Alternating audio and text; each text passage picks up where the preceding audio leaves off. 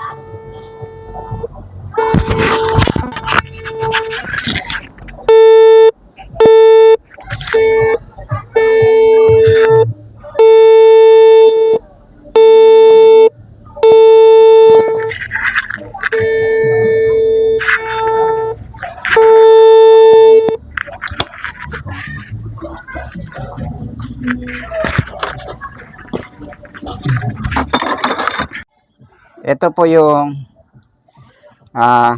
bato na nakuha natin dyan. Ito. Tapos ito po yung number 4. Yan. Yung sign na to. Parang 4. Yan. Tapos yung X na malaki ay nandito yan. Yan po yung X. Tapos ito po yung bato. So ikumpara natin, nabasa. Ikumpara natin yan, bato at saka yan, at saka yan, at saka yan. Ikumpara natin yan at saka yun. Ikumpara rin natin yan para malaman natin kung ano ang kaibahan. Dito may tunog, tumunog siya, yan. Pero sa ibang bato wala. Ito, tingnan nyo. Wala. Wala. Pero dito, mayroon. Mayroon. Wala. Wala. Yan, wala. Saka dito, wala. Ito ay ginagawa natin para malaman nyo kung ano ho yung kaibahan niya. Kasi marami po kasi nagtatanong at nagsasabi na hindi daw legit itong aking ginagamit. So, dito natin mapapatunayan kung legit ba itong ating ginagamit. May X po dyan na sign.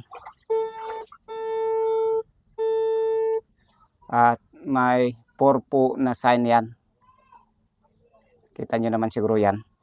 So, dito, ang may tunog. Yan.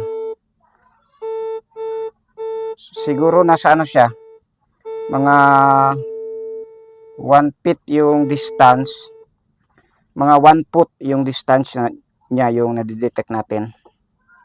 Yan. Yan, mga 1 foot.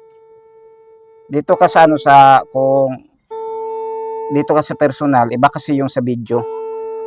Pero dito ka sa personal, talaga mga 1 foot, mga 1 foot po yung kanyang distance. Dito yan kanina, yan. Kasi maliit na yung tubig. Ngayon, kinuha na natin. Yan, tumutunog talaga siya.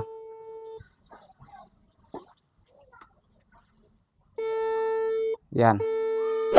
Tumutunog talaga siya, yan.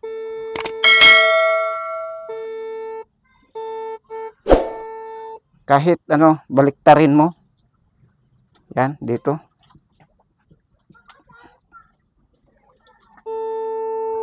Tumutunog siya talaga.